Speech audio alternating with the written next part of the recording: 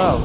I want to talk about what it means to have a good business idea, to have the initial inspiration, and then begin to think of it in terms of a business idea.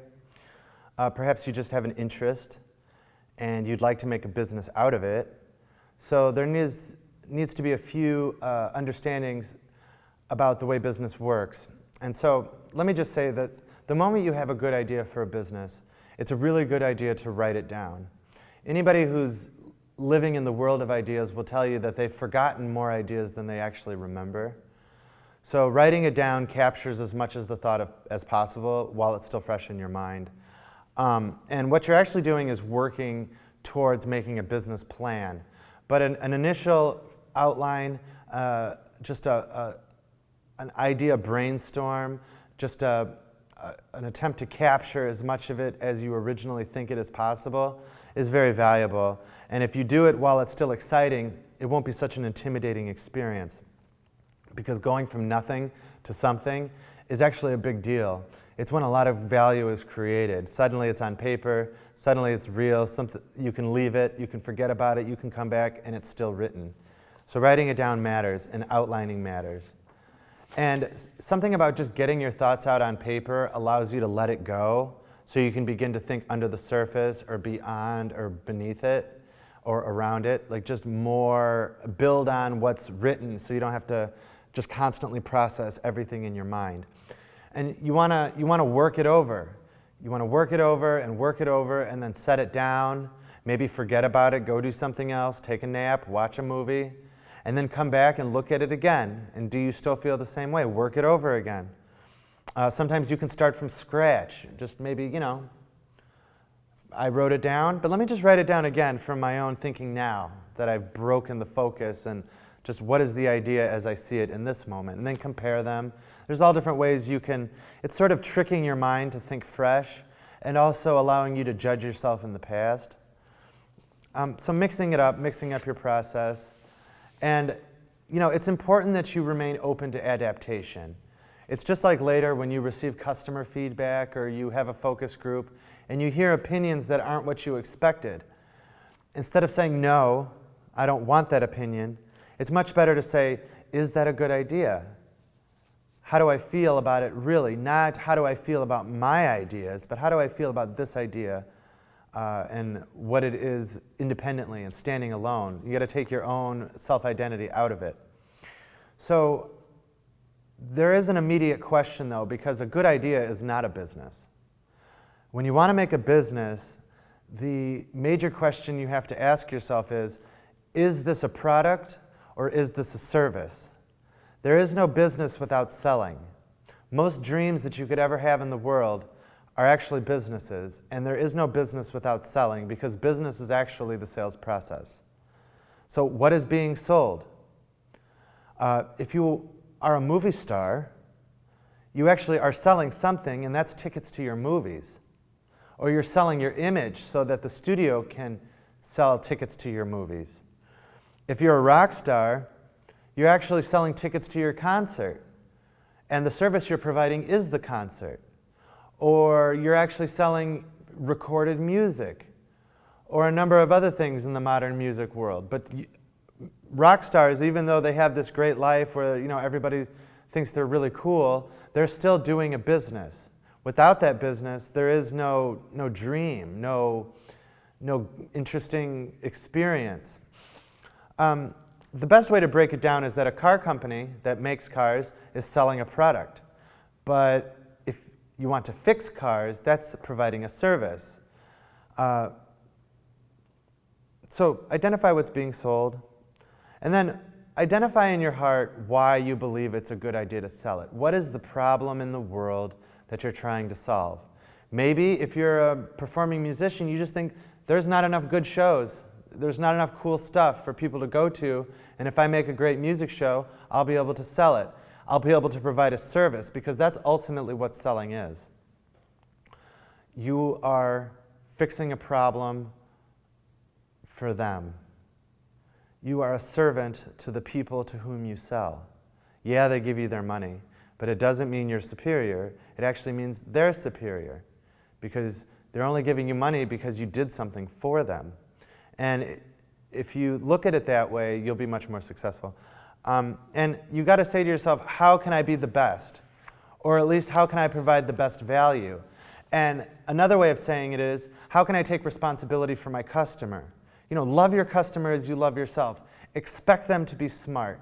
Expect them to be as smart as you are and to make rational decisions as you would make or as you see yourself making. Hold yourself to the same standard that you would hold another seller when you were going to buy from them. No other attitude will really work.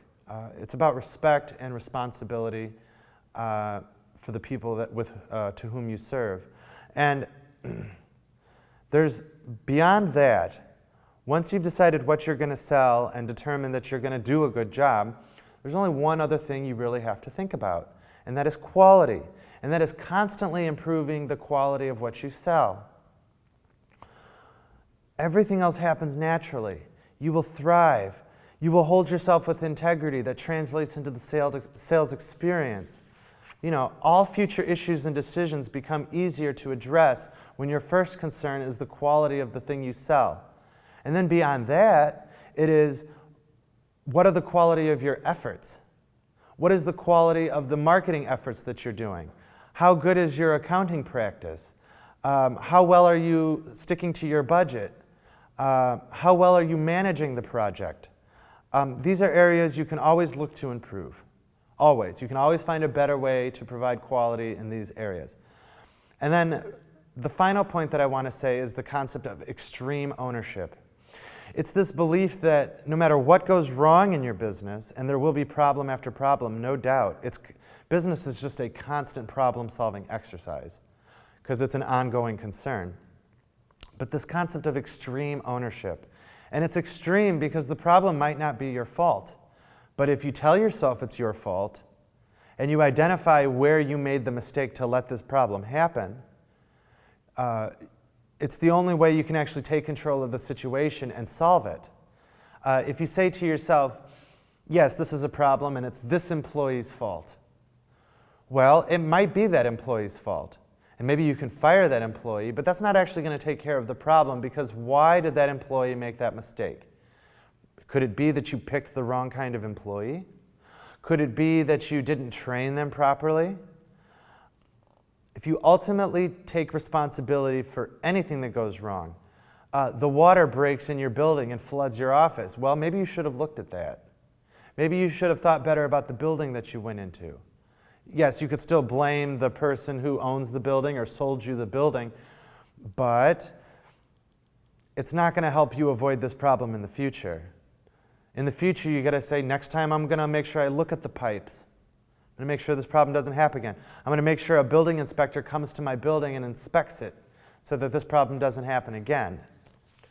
And so you've taken responsibility for your own situation, no matter what it is. Now, because this is the introduction, I want to go over a few basic steps of business, of making a business. It's really condensed. And we will go over these steps over and over and over again in the other sections of this course.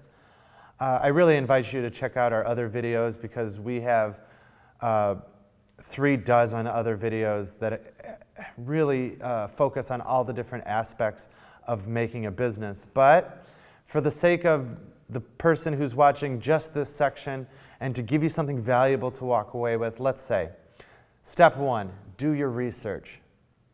Look into what's being done, look into the type of customer you want, and determine what the problem is in the world that you can solve. And then you make a plan. And then you plan your finances. And then you choose a business structure. That's your LLC, that's how you register it with the government, and that's what the name of the business is too. Pick and register your business name, like I just said. Get licenses and permits for your local city or state or country if they're necessary. Choose your accounting system. How are you going to keep a record? Because you have to record your transactions. It's the only way to remember anything in business, is recording your transactions. Set up your business location. Probably your website might actually be in a location.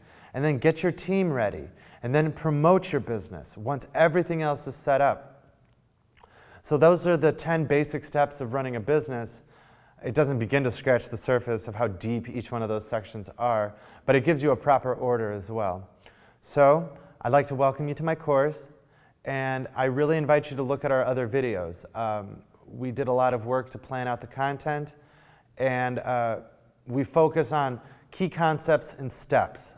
There's no fluff, no sugar in there to make it sweet. It's just hard-hitting steps to help you save you time and do things properly and move through the progress of forming your business properly. And I'm so glad that you came, and I wish you a lot of luck, and thanks so much.